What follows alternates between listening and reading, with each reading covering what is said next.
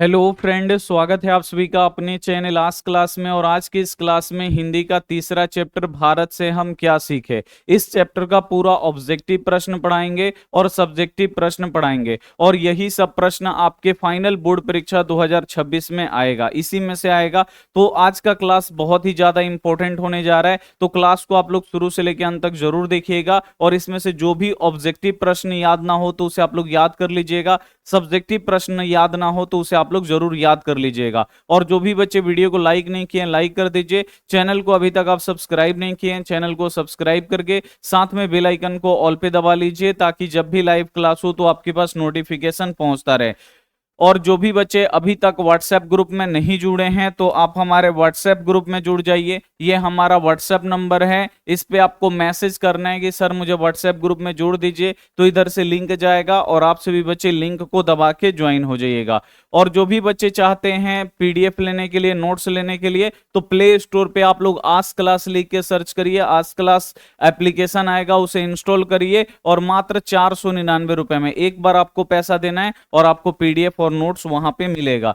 चलिए क्लास को शुरू करते हैं, लगाते हैं पहला नंबर क्वेश्चन कि दारिस नामक सोने के सिक्कों से भरा घड़ा किसे मिला था। बहुत ही इंपॉर्टेंट क्वेश्चन है, बोर्ड एग्जाम में आता है। और आज की इस क्लास में पूरा जो चैप्टर है भारत से हम क्या सीखे, इसके जितने भी इंपॉर्टेंट क्वेश्चन है जो 2026 बोर्ड एग्जाम में आने वाले, वो सभी क्वेश्चन इसमें हैं। तो प्लीज आप लोग इस क्लास को शुरू से लेकर अंत तक आप लोग जरूर देखिएगा और सारा का सारा प्रश्न आप लोग 100% याद रखिएगा।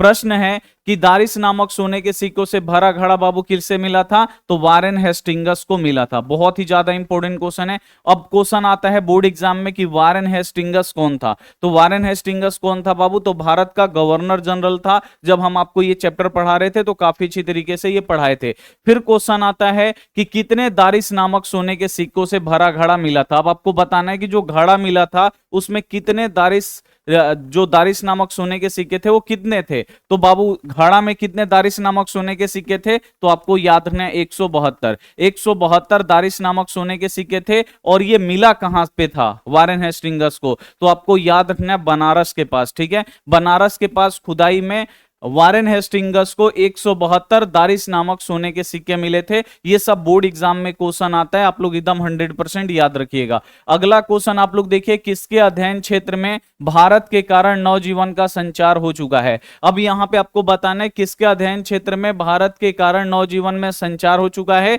तो आपको याद रखना है नीति कथा का। बहुत ही इंपॉर्टेंट है ये भी क्वेश्चन, बी वाला जो ऑप्शन होगा 100% राइट हो जाएगा। अगला क्वेश्चन है मैक्स मुलर के अनुसार सच्चे भारत का दर्शन कहां पे हो सकता है। यह भी बोर्ड एग्जाम के लिए बहुत ही ज्यादा इंपॉर्टेंट है कि मैक्स मुलर के अनुसार बाबू सच्चा भारत अगर आपको देखना है तो आप लोग कहां देख सकते हैं, तो ग्रामीण भारत में, यानी गांव में, भारत के गांव में जाइए, वहां पे आपको सच्चा भारत दिखाई देगा। सच्चा भारत आपको कहां नहीं दिखाई देगा, तो कोलकाता और मुंबई जैसे शहरों में आपको भारत सच्चा भारत दिखाई नहीं देगा। अगर आपको सच्चा भारत देखना है तो आप भारत के गांव में जाइए, यानी ग्रामीण भारत में जाइए। तो यहां पे सी वाला जो ऑप्शन होगा राइट हो जाएगा। अगला क्वेश्चन देखिए, भारत से हम क्या सीखे क्या है। ये जो चैप्टर है हिंदी का तीसरा चैप्टर है, भारत से हम क्या सीखे, इसके लेखक कौन है, तो आपको याद रखना है मैक्स मुलर। तो आपको बताना है कि भारत से हम क्या सीखे क्या है, कहानी है, निबंध है, भाषण है, ललित निबंध है, ये क्या है, तो ये बाबू भाषण है। और किनका भाषण है, तो मैक्स मुलर का भाषण है। और ये भाषण किसके सामने दिए थे, तो आपको याद रखना है युवा अंग्रेज अधिकारी, जो अभी अभी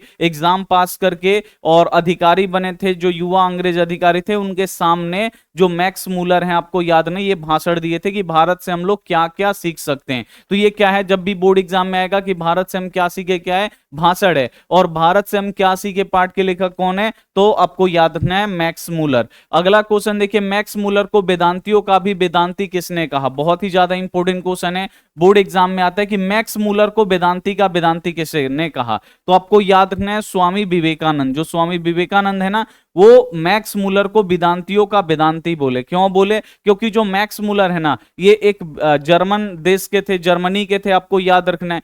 फिर ये संस्कृत भाषा में पढ़ाई करके ये वेदों के ज्ञाता हो गए थे, यानी वेद को बहुत ही अच्छी तरीके से जान चुके थे। तो जो स्वामी विवेकानंद हैं वो बोलते हैं मैक्स मुलर को वेदांतियों का वेदांती। ठीक है, तो ये आप लोग याद रखिएगा, बहुत ही ज्यादा इंपॉर्टेंट है। अगला क्वेश्चन है प्लेटो और कांट क्या थे। जब हम आपको पढ़ा रहे थे तो उसमें था कि प्लेटो और कांट क्या थे, तो प्लेटो और कांट बाबू दार्शनिक थे। क्या थे बाबू? दार्शनिक थे, इसे आपको याद रखना है। और प्लेटो और कांट कहां के थे? तो यूनान देश के थे, आपको याद रखना है। अगला क्वेश्चन देखिए, किस गवर्नर जनरल के समय 172 दारिस नामक सोने से भरा घड़ा मिला था? अब यहां पे आपको बताना है वो कौन सा गवर्नर जनरल था जिसके समय में 172 दारिस नामक सोने के सिक्के मिले थे। तो किस गवर्नर जनरल के समय मिला था? तो आपको याद रखना है वारेन हेस्टिंग्स। उस समय भारत का जो गवर्नर जनरल कौन था? तो वारेन हेस्टिंग्स था, इसे आपको याद रखना है। अगला क्वेश्चन देखिए, हितोपदेश का जर्मन भाषा में अनुवाद कर किसने प्रकाशित करवाया? तो हितोपदेश को बाबू जर्मन भाषा में कौन अनुवाद कराया? तो जो जर्मनी के होंगे। जर्मनी के कौन है? तो आपको याद रखना है मैक्स मुलर। ठीक है, मैक्स मुलर को संस्कृत आता था, संस्कृत के विद्वान थे। वो संस्कृत को किस भाषा में ट्रांसलेट कर दिए? अपने देश की भाषा में, जर्मन भाषा में, ताकि जर्मन के जो लोग हैं वो भी पढ़ सके। तो जब भी क्वेश्चन आएगा हितोपदेश का जर्मन भाषा में अनुवाद किसने कराया, तो आपको याद रखना है मैक्स मुलर ने कराया। ठीक है, बी वाला जो ऑप्शन होगा राइट हो जाएगा। अगला क्वेश्चन देखिए, मैक्स मुलर ने कालिदास की किस पुस्तक का जर्मन भाषा में अनुवाद किया? अब यहां पे आपको बताना है कि जो मैक्स मुलर हैं वो कालिदास की किस पुस्तक को जर्मन भाषा में अनुवाद कराया? तो आपको याद रखना है मेघदूत। ठीक है, इंपॉर्टेंट क्वेश्चन है बोर्ड एग्जाम के लिए। ये मेघदूत, कालिदास की जो पुस्तक है मेघदूत, इसका जर्मन भाषा में अनुवाद कराए थे मैक्स मुलर। ये आपको याद रखना है, पढ़ाए थे उस समय बहुत ही अच्छी तरीके से। अगला क्वेश्चन है मैक्स मुलर का जन्म कब हुआ? बहुत ही इंपॉर्टेंट क्वेश्चन है कि भाई मैक्स मुलर का जन्म कब हुआ? तो मैक्स मुलर का जन्म हुआ 1823 में। कब हुआ था बाबू मैक्स मुलर का जन्म? 1823 में हुआ था, इसे आपको याद रखना है। ये भी बोर्ड एग्जाम में आता है कि मैक्स मुलर का जन्म कहां पे हुआ था? तो जर्मनी देश में हुआ था। और जर्मनी के किस शहर में हुआ था या किस नगर में हुआ था? यह भी बोर्ड एग्जाम में आता है। तो जर्मनी के डेसाउ नामक शहर में हुआ था जन्म, इसे आपको याद रखना है। अगला क्वेश्चन है सर विलियम जोन्स समुद्री यात्रा करके भारत कब पहुंचे? ये भी हम आपको पढ़ाए थे कि जो सर विलियम जोन्स हैं ये समुद्री यात्रा करके भारत कब पहुंचे थे? तो आपको याद रखना है 1783 में। 1783 में जो सर विलियम जोन्स थे ये समुद्री यात्रा करके भारत पहुंचे और कोलकाता में पहुंचे थे, इसे आप लोग याद रखिएगा। वेरी वेरी इंपॉर्टेंट क्वेश्चन है। अगला क्वेश्चन है यूनान व रोम के संपूर्ण साहित्य से कहां मतलब से कहां का अधिक विशाल है? अब आपको बताना है कि यूनान और रोम के संपूर्ण साहित्य से कहां का जो साहित्य है जो सबसे अधिक विशाल है? तो आपको याद रखना है संस्कृत भाषा और साहित्य। जो संस्कृत भाषा और साहित्य है ना, ये यूनान और रोम के संपूर्ण साहित्य से अधिक विशाल है, आपको याद रखना है, बहुत ही ज्यादा इंपॉर्टेंट है। और जो संस्कृत, अगर बोर्ड एग्जाम में क्वेश्चन पूछेगा कि विश्व की सबसे पुरानी भाषा कौन सी है, तो आपको याद रखना है संस्कृत। अगला क्वेश्चन आप लोग देखिए, मैक्स मुलर ने डैश वर्ष की अवस्था में लिपजिंग विश्वविद्यालय में संस्कृत का अध्ययन प्रारंभ किया? अब यहां पे आपको बताना है कि मैक्स मुलर कितने साल के थे? तो उन्होंने लिपजिंग विश्वविद्यालय से संस्कृत का पढ़ाई शुरू किया। मैक्स मुलर कितने साल के थे तो संस्कृत का पढ़ाई शुरू कर दिए थे? तो आपको याद रखना है 18। मैक्स मुलर 18 साल के थे तो वो संस्कृत का पढ़ाई शुरू कर दिए थे। अब ये भी बोर्ड एग्जाम में आता है कि मैक्स मुलर संस्कृत का पढ़ाई किस विश्वविद्यालय से किए? तो आपको याद रखना है लिपजिंग विश्वविद्यालय से। तो ये भी बोर्ड एग्जाम में पूछता है, आपको याद रखना है कि जो मैक्स मुलर हैं वो 18 वर्ष की उम्र में लिपजिंग विश्वविद्यालय से उन्होंने संस्कृत का पढ़ाई शुरू कर दिया। अगला क्वेश्चन है स्वामी विवेकानंद ने वेदांतियों का वेदांती किसे कहा है? अब यहां पे आपको साफ साफ क्वेश्चन पूछा गया है कि जो स्वामी विवेकानंद हैं वो वेदांतियों का वेदांती किसे कहे हैं? तो स्वामी दयानंद वेदांतियों का वेदांती किसे बोले थे? मैक्स मुलर को बोले थे, क्योंकि जो मैक्स मुलर थे ये वेदों के ज्ञाता थे, वेदों के जानने वाले थे।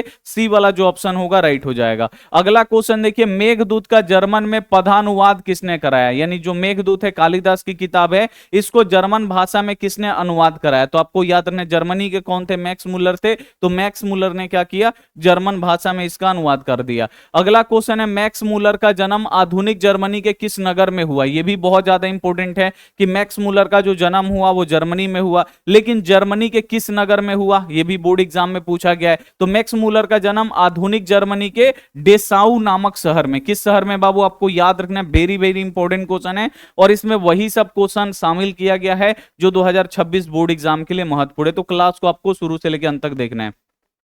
मैक्स मूलर का जन्म आधुनिक जर्मनी के किस नगर में हुआ है? डेसाउ नामक, ये आपको याद रखना है। भारत किसकी भूमि है? ये आपको बताना है कि जो भारत है ये किसकी भूमि है। तो भारत आपको याद रखना है ब्राह्मण या वैदिक धर्म की भूमि है, इसे आप लोग याद रखिएगा। इंपॉर्टेंट क्वेश्चन है, बोर्ड एग्जाम में आता है कि जो भारत है ये किसकी भूमि है। तो भारत बाबू किसकी भूमि है? तो ब्राह्मण या वैदिक धर्म की भूमि है, इसे आपको याद रखना है। अगला क्वेश्चन देखिए, बनारसी के पास दारिस नामक सोने के सिक्कों से भरा घड़ा किसे मिला था? तो बनारस के पास बाबू दारिस नामक सोने के सिक्कों से भरा घड़ा किसे मिला था? तो उस समय के जो भारत के गवर्नर जनरल थे वारेन हेस्टिंगस, उनको मिला था, इसे आपको याद रखना है। अगला क्वेश्चन है, प्रयत्न मानव का अर्थ क्या होता है? तो प्रयत्न मानव का अर्थ होता है प्राचीन मानव, यानी पुराने समय का मानव, इसे आपको याद रखना है। डी वाला जो ऑप्शन होगा यहां पे 100% राइट होगा कि प्रयत्न मानव का अर्थ क्या होता है। तो प्रयत्न मानव का अर्थ क्या होता है? प्राचीन मानव। प्राचीन मानव का मतलब पुराने समय का आदमी, इसे आपको याद रखना है। अगला क्वेश्चन है, निर्वंश विद्या का संबंध किससे है? यह भी बोर्ड एग्जाम के लिए बहुत ज्यादा इंपॉर्टेंट है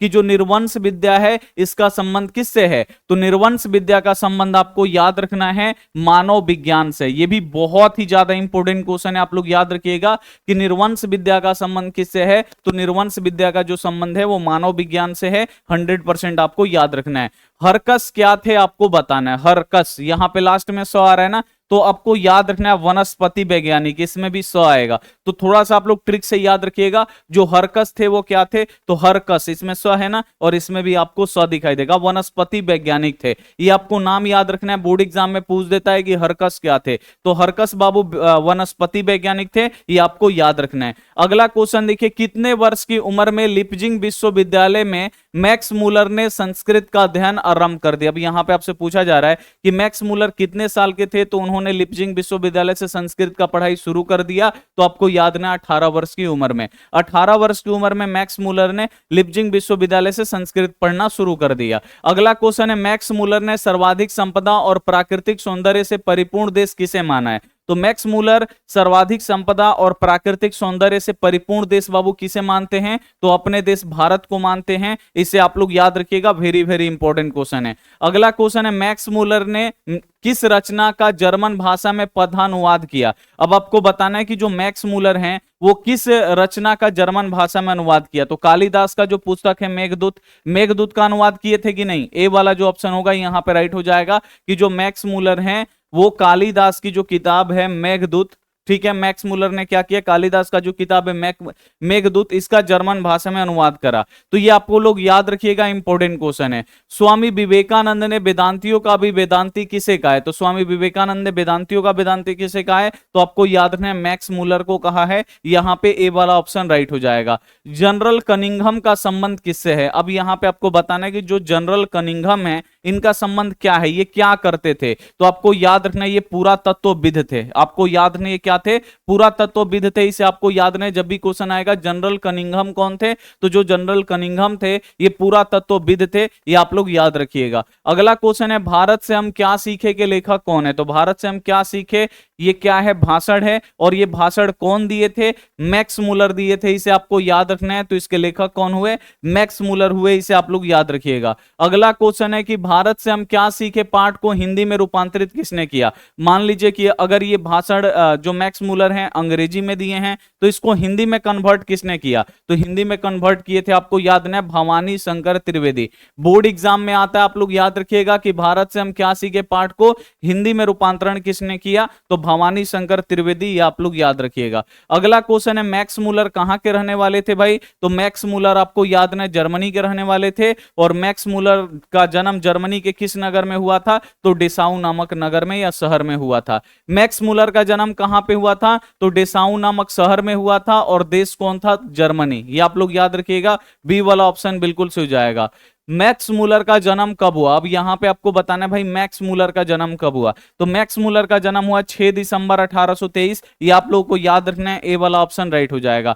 मैक्स मूलर का मृत्यु कब हुआ? ये आपको बताना है कि भाई मैक्स मूलर की मृत्यु कब हुआ। तो आपको याद रखना है 8 अक्टूबर 1900 ईस्वी को। 8 अक्टूबर 1900 ईस्वी को मैक्स मूलर का मृत्यु हो गया, ये आपको याद रखना है। अगला क्वेश्चन है मैक्स मूलर के पिता का नाम क्या है? ये भी बोर्ड एग्जाम में बहुत आता है भाई, मैक्स मूलर के पिताजी का नाम क्या है? तो मैक्स मूलर के पिताजी का नाम है विल्हेल्म मूलर, आपको याद रखना विल्हेल्म मूलर, ठीक है, ये इनके पिताजी का नाम है। ए वाला ऑप्शन राइट हो जाएगा। मैक्स मूलर कितने साल के थे तो उनके पिता की मृत्यु हो गई? तो मैक्स मूलर 4 साल के थे तो उनके पिताजी की मृत्यु हो गई, ये आप लोग याद रखिएगा। ए वाला ऑप्शन यहां पे राइट हो जाएगा। अगला क्वेश्चन है लिप्जिंग विश्वविद्यालय में मैक्स मूलर ने किस भाषा का अध्ययन किया? तो लिप्जिंग विश्वविद्यालय से मैक्स मूलर ने किस भाषा का अनुवाद किया? तो सॉरी, किस भाषा का अध्ययन किया, नहीं पढ़े। तो लिप्जिंग विश्वविद्यालय में जो मैक्स मूलर थे वो संस्कृत भाषा की पढ़ाई किए थे, ठीक है। सी वाला जो ऑप्शन होगा राइट हो जाएगा।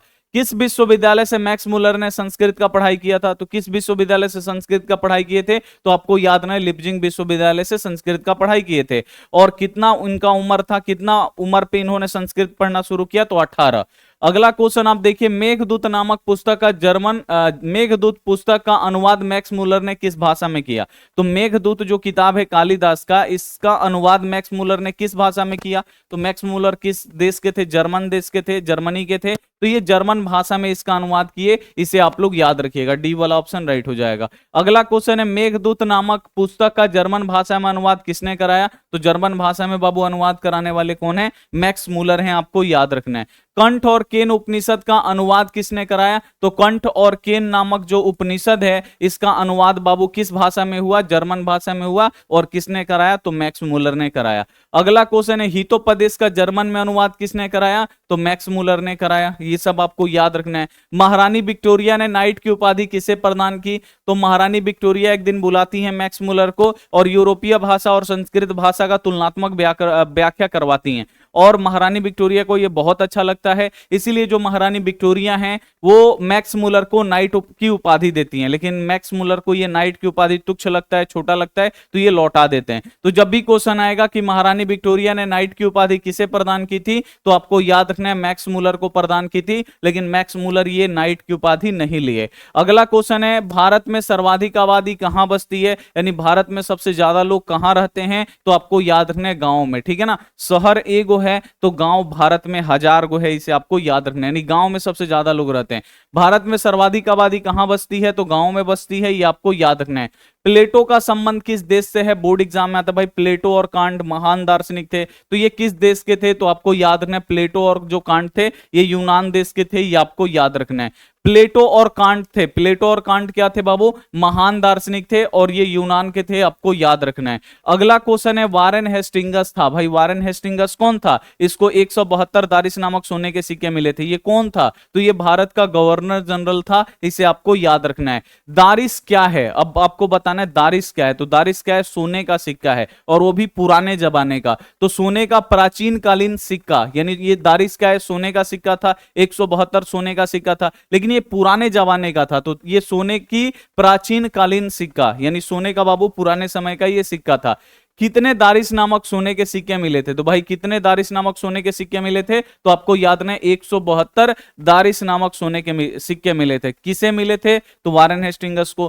कहां मिले थे? तो बनारस के पास। ये सब आपको याद रखना है। संस्कृत भाषा और यूरोपियन भाषा का तुलनात्मक व्याख्या किसने किया? तो संस्कृत भाषा और यूरोपियन भाषा का तुलनात्मक व्याख्या किसने किया? तो मैक्स मूलर ने किया। और इसी व्याख्या से जो महारानी विक्टोरिया हैं वो खुश होती हैं और मैक्स मूलर को नाइट की उपाधि देती हैं। लेकिन मैक्स मूलर को ये जो उपाधि ये छोटा लगता है वो लौटा देते हैं, ठीक है। अगला क्वेश्चन देखिए, नालंदा विश्वविद्यालय कहां पे स्थित है? तो जो नालंदा विश्वविद्यालय है ये बिहार में है, आपको याद रखना, बिहार के नालंदा जिला में है, ये आपको याद रखना है। अब यहां पे ऑब्जेक्टिव हमारा क्लियर हो जाता है, खत्म हो जाता है। जितना ऑब्जेक्टिव पढ़ाए ना पूरा पार्ट का है। अगर इस चैप्टर को काफी अच्छी तरीके से जितना भी ऑब्जेक्टिव पढ़ाए हो अगर वो आप लोग याद रखिएगा तो बोर्ड एग्जाम में आपको दिक्कत नहीं होगा, सारा यहीं से आएगा। अब सब्जेक्टिव प्रश्न देख लेते हैं कि सच्चे भारत का दर्शन कहां पे हो सकता है। ये बोर्ड एग्जाम में पूछता है कि अगर आपको सच्चा भारत देखना है तो आप सच्चा भारत का दर्शन कहां पे कर सकते हैं।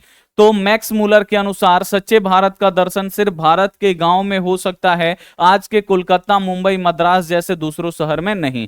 अब यहां पे लिखा गया है कि जो सच्चा भारत है उसका दर्शन कहां पे हो सकता है। अगर ये क्वेश्चन ऐसे भी दे देगा, मैक्स मूलर के अनुसार सच्चे भारत का दर्शन कहां पे हो सकता है, तो मैक्स मूलर के अनुसार सच्चे भारत का दर्शन सिर्फ भारत के गांव में यानी ग्रामीण भारत में हो सकता है, आज के कोलकाता, मुंबई, मद्रास जैसे दूसरे शहर में नहीं हो सकता है। अगर भारत की अगर शोभा देखना है, खूबसूरती देखना है, अगर आपको सच्चा भारत देखना है, तो आप भारत के गांव में जाके घूमिए, वहां पे आपको भारतीयता दिखाई देगा। कोलकाता, मुंबई जैसे शहरों में नहीं दिखाई देगा। इसे आप लोग याद रखिएगा, बहुत ज्यादा इंपॉर्टेंट है, बोर्ड एग्जाम में आता है। धर्म के दृष्टि से भारत का क्या महत्व है, यह भी बोर्ड एग्जाम में आता है कि धर्म के दृष्टि से भारत का क्या महत्व है। तो धर्म के दृष्टि से भारत का अलग ही महत्व धारण किए हुए है। भारत देश में ही धर्म का वास्तविक उद्भव और विकास हुआ है। अब यहां पे आपसे क्वेश्चन पूछा जा रहा है कि धर्म की दृष्टि से भारत का क्या महत्व है।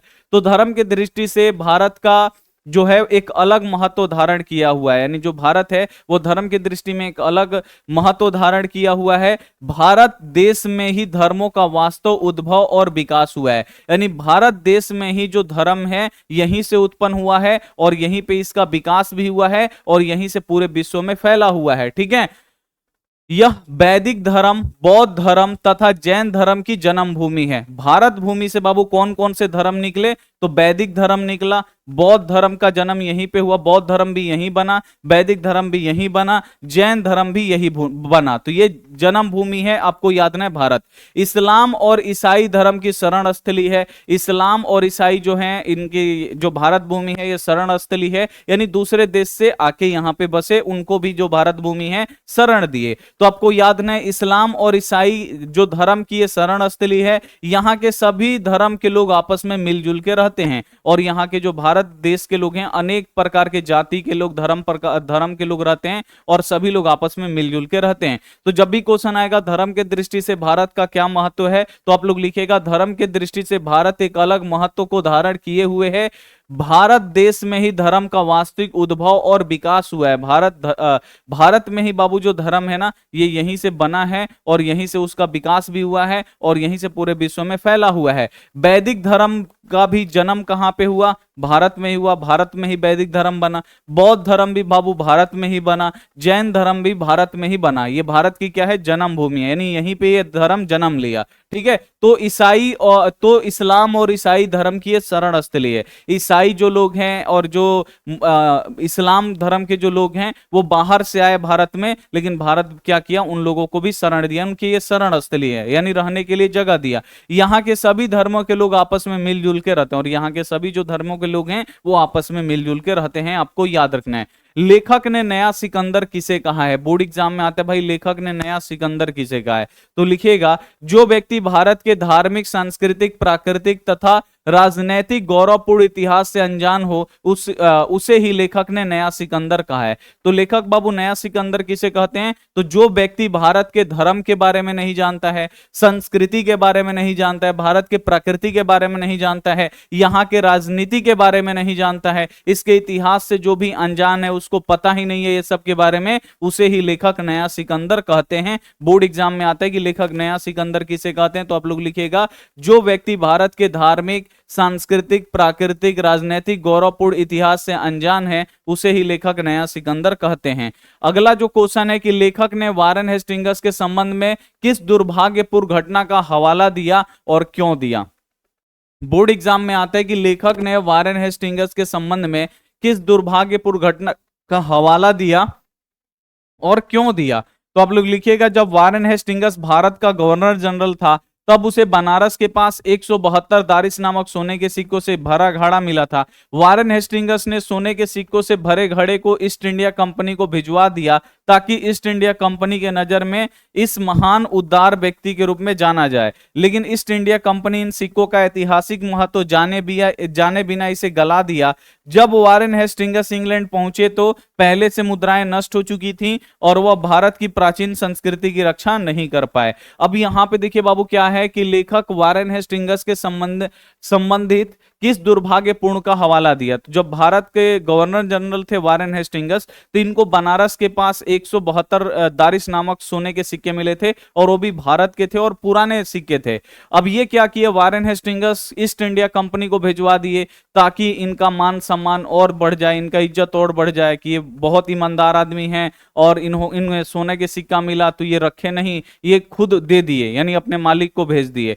तो ये अपने मालिक को भेज देते हैं और ईस्ट इंडिया कंपनी जो है इन सिक्कों का महत्व नहीं समझती, वो बोलती है सोना है, गला के उसे दूसरा चीज बना दी। यानी जो सोना था बाबू ये भारतीय था, और ये भारतीय की क्या थी बाबू, पहचान थी, संस्कृति की पहचान थी। लेकिन जो वारेन हेस्टिंग्स थे, जब वो अब भिजवा देते हैं ईस्ट इंडिया कंपनी को ये सिक्का, तो वो गला देती है, नष्ट कर देती है। और जब ये इंग्लैंड पहुंचते हैं और पूछते हैं इन सिक्कों के बारे में, तो उन्हें पता चलता है कि मुद्राएं नष्ट हो चुकी हैं, और उन्हें लगता है कि मैं भारत की संस्कृति की रक्षा नहीं कर पाया। और यही इनका क्या है बाबू, दुर्भाग्यपूर्ण घटना है, आप लोग याद रखिएगा। तो ये सारा सब्जेक्टिव क्वेश्चन है जो हम आपको यहां पे पढ़ा दिए, ऑब्जेक्टिव भी पढ़ा दिए, इसी में से आपके बोर्ड एग्जाम 2026 में आएगा। उम्मीद करते हैं ये क्लास आपको काफी अच्छा लगा होगा। काफी अगर आपको अच्छा लगा है तो अपने दोस्तों के पास जरूर शेयर करिए, चैनल को जरूर सब्सक्राइब करिए। मिलते हैं हम आपसे अगली क्लास में, तब तक अपना ध्यान रखिए, मन लगा के पढ़ाई करिए। Take care and bye.